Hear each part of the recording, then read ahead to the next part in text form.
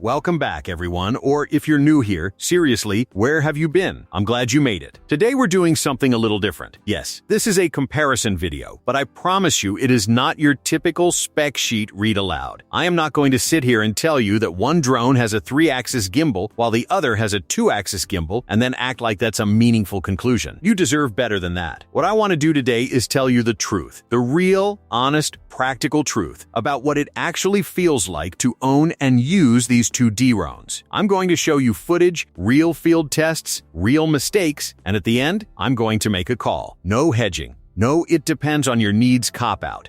I'm going to tell you exactly which drone I'd buy if it were my money on the line. Before we get into it, I want to address something I've been seeing in the comments. Over the past few weeks, I've noticed a wave of frustration. People who bought a Mini 4K or a Neo2 just a few months ago now feeling like their drone is somehow worthless because a new model just dropped. And I understand that feeling. I really do. But I want to say this clearly. The value of your drone is not the number on a price tag. It's the footage you create with it. It's the moments you don't miss. A drone in your hands today beats a spec sheet on paper any day of the week. So please, stop worrying about what just launched and start flying what you already have. Your gear is not the limitation. You are not the limitation. It's all in the execution. Now, with that said, let's get into this battle. 2 drones, 1 winner. And by the end of this video, you will know exactly which one deserves your hard-earned money. The DJI Neo2, the wild card. The DJI Neo2 is not what I'd call a traditional drone. It's something closer to a creative companion, and it's small enough to fit in your jacket pocket. It can launch without a controller, without a phone, without any setup whatsoever. You throw it in the air and it just flies. It follows you, films you, avoids obstacles in all directions using omnidirectional sensing, powered by forward-facing LiDAR plus infrared sensors covering every angle, and lands back in your hand like a trained bird. It sounds like a gimmick. It is absolutely not a gimmick. The Neo2 was built for a specific kind of person, the content creator who moves fast, travels light, and cannot afford to miss the moment. If you're a solo traveler, a vlogger, a trail runner, a cyclist, someone who wants to document their life without carrying a camera crew, the Neo2 was engineered with you in mind. It can also fly in FPV mode, which was a complete shock to me the first time I tried it. We'll come back to that. The Lito X1, the steady workhorse. The Lito X1 is a different beast entirely. It is a proper traditional entry-level drone. It takes off with its included RC2 controller, which has a built-in touchscreen so you don't even need to mount your phone. It flies with precision. It handles wind impressively, and it gives you battery life that makes you feel like you have all the time in the world. It records in 4K 60 frames per second, shoots 10-bit D-Log-M video with up to 14 stops of dynamic range for serious color grading in post, and features a 1.3-inch CMO sensor paired with omnidirectional obstacle sensing, plus a front-facing LiDAR for exceptional hazard detection even in low light. This is the kind of drone you buy when you want consistently clean, stable, professional-looking footage every single time. The Lito X1 was built for a different person. Maybe you're a landscape photographer looking to add aerial shots to your portfolio. Maybe you're someone who wants to learn proper drone piloting from the ground up. Maybe you're upgrading from an older Mini 2 and want something that feels like a genuine step forward in image quality and flight control. Whatever your reason, the Lito X1 is a serious, capable machine that just happens to be extremely affordable. Here's the thing though, they both cost roughly the same entry-level price bracket, same target audience, at least on paper. But as you're about to see, they serve almost completely different purposes. Let's start with the test that tells you everything. Versatility versus stability. Let's talk about what these drones can actually do in the air, because this is where the philosophical difference between them becomes very real. The DJI Neo2 has more flight modes than almost any drone in its price range. You've got your standard stabilized mode, which produces smooth, cinematic footage comparable to the Lito X1 in good conditions. But then, it gets interesting. Selfie mode lets you launch and land the drone from your hand, no controller needed, and track yourself automatically. Jedi mode is exactly as cool as it sounds, you control the drone with your hand gestures, drawing it towards you or pushing it away without touching any button. It has the full suite of quick shots, droney, helix, rocket, boomerang, asteroid, all automated, all executed smoothly. And then there's FPV mode. Now, does the Neo2's 2-axis gimbal create some rolling shutter in aggressive FPV maneuvers? Yes, it does. Is it perfect? No. But the fact that this entry-level, pocket-sized drone can do all of that and still come back and shoot smooth, stabilized footage is remarkable. The Lito X1, by comparison, offers a tighter, more focused set of capabilities. It has quick shots and master shots, all accessible via the controller and DJI Fly app, but it requires that controller to access all of them. There is no hand launch mode, no gesture control, no FPV. What it does offer is a flight experience that feels solid, precise, and predictable every single time. Every input from the controller translates into exactly the movement you expected. For someone who is learning drone piloting properly, that consistency is actually incredibly valuable. You build real skills flying a drone like the Lito X1, skills that transfer to bigger, more capable equipment later. Think of it this way. The Neo2 is a Swiss Army knife. It does a dozen things well. The Lito X1 is a chef's knife. It does fewer things, but it does its core job with exceptional precision.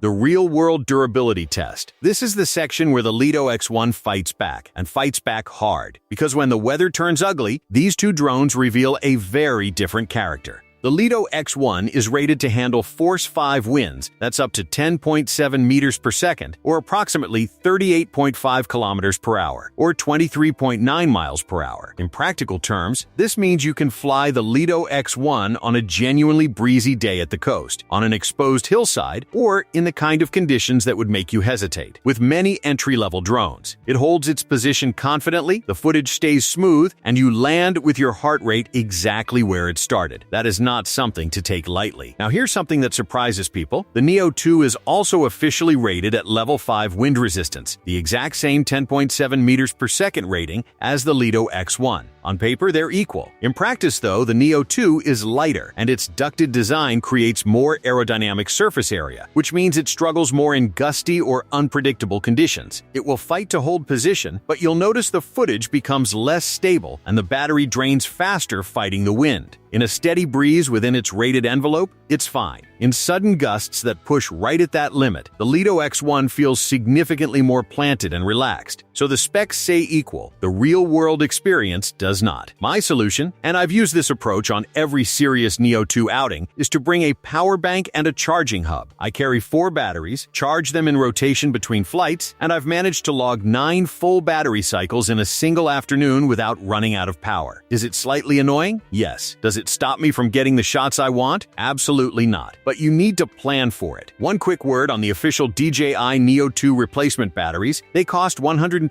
USD each, nearly double what the original Neo battery cost. That is a real expense if you're building a multi-battery kit. Some people are exploring third-party extended life options, and while I've seen them work in testing, I want to be clear, they immediately void your DJI warranty. And if anything goes wrong, crash, flyaway, malfunction, DJI will not cover it. My advice? Use official batteries, carry more of them with a power bank charging hub, and plan your shoots accordingly. Don't chase a shortcut that could cost you the entire drone.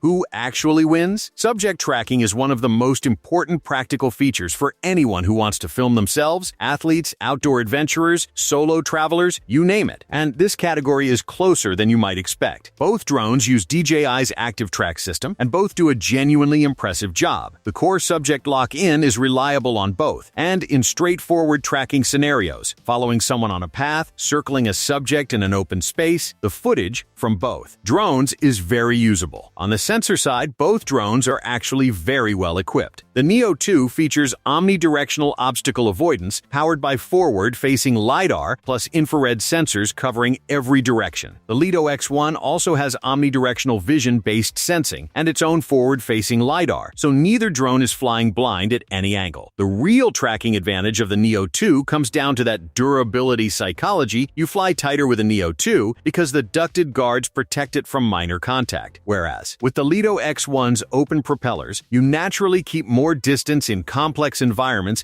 to protect the drone itself. For tracking from a controlled distance with a controller, which is how most traditional drone pilots will use this feature, the Lito X1 performs very competitively. Its stability in wind actually helps it maintain smoother tracking shots in breezy conditions, where the Neo2 might wobble. So the winner here depends on your style. For hands-free autonomous tracking, Neo2 edges ahead. For controlled, cinematic tracking shots, the Lito X1 holds its own beautifully.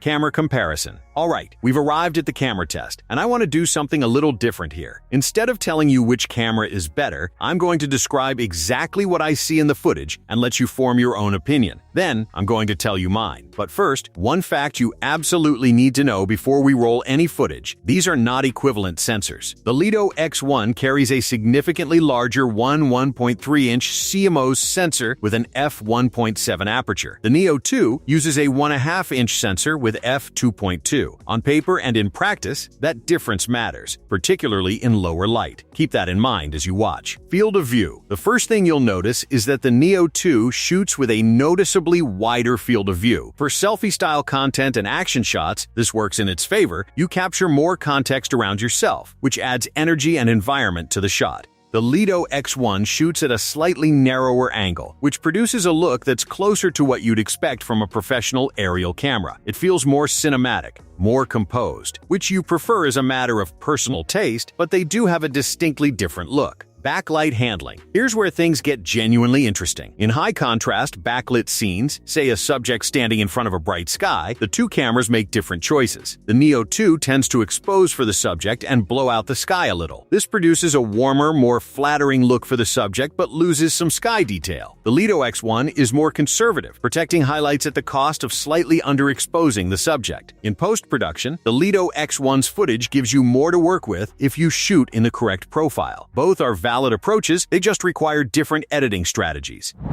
Low light performance. Low light is where the sensor size difference becomes most visible. The Lito X1's larger 1.3-inch sensor collects significantly more light per frame, which translates to cleaner shadows, lower noise at higher ISO settings, and genuinely more usable footage at dusk or in shaded environments. The Neo2's 1.5-inch sensor, while improved over its predecessor, simply has less surface area to work with, and that shows when the light drops. This is not a close call. For anyone who regularly shoots golden hour, blue hour, or in tree cover, the Lito X1 has a clear, meaningful advantage in low light performance. Color science and log profiles. Here is where the Lito X1 pulls significantly ahead for anyone who edits their footage seriously. The Lito X1 supports 10-bit D-Log-M recording with up to 14 stops of dynamic range. The Neo2 shoots in a standard normal color mode only, no log profile available. In practical terms, if you're someone who grades your footage in DaVinci Resolve or Premiere and wants maximum flexibility in the edit, the Lito X1 gives you a flat, information-rich file that you can push much further in post. The Neo2 gives you a more processed, immediately pleasing look straight out of the camera. Great for posting quickly, less flexible for heavy grading. Both drones share a DJI color science baseline, neutral midtones, warm skies, decent skin tones, but the Lito X1's larger sensor and log profile give it a decisive advantage for anyone doing serious color work. No fence-sitting opinion, okay? Verdict time. No more hedging. I told you at the start of this video that I was going to make a call, and I'm making it now. Here is who the Lito X1 is for, and I mean this genuinely. If you are buying your first drone and want to learn proper piloting skills, if you care about serious image quality, with a larger 1.3-inch sensor and 10-bit D-Log-M for color grading, if you shoot regularly in challenging light or breezy conditions, or if you're upgrading from an older drone and want a meaningful, tangible step forward in aerial photography, the Lito X1 is a fantastic choice. Its 36-minute rated battery life, its front LiDAR and omnidirectional sensing, its RC2 touchscreen controller, and its professional color science make it genuinely impressive for the price. I have enormous respect for what DJI built here. Here is who the DJI Neo2 is for. If you are a content creator, a traveler, an athlete, or anyone whose life moves fast and whose best moments are unplanned, the Neo2 is your drone. If you want to fly FPV without buying a completely separate rig, if you want to document your adventures without a crew or a controller, if you want a drone that lives in your pocket and launches in 16 seconds, there is nothing else on the market right now, at this price, that comes close. That said, and I genuinely mean this, if your shooting style is more planned, more landscape-focused, more photography than vlogging, swap my recommendation. The Lito X1 will serve you better. This is the one comparison where I can honestly say both answers are right, depending on who you are. Know yourself. Buy accordingly. That is it for today, friends. If you made it this far, first of all, thank you. Genuinely, this channel only exists because of people like you who actually watch to the end, who leave comments, who share these videos with fellow drone enthusiasts. It means more than you know. Now here's what I want from you. Go down to the comments right now and tell me Neo2 or Lito X1 and why. I read every single comment on this channel, everyone, and I actually reply, which I'm told is unusual for a channel this size, but I think that's just the bare minimum of basic human decency. So drop your thoughts down there. Let's have a real conversation about this. If this video helped you make a decision, or if it just entertained you for 12 minutes, a like costs you nothing and genuinely helps this video reach more people who are trying to figure out the same question. Subscribe if you want more honest, no-nonsense drone content. There's a lot more coming. Until next time, fly safe, fly smart, and for the love of everything holy, always turn on your controller before your drone. Big hugs, everyone. See you in the next one.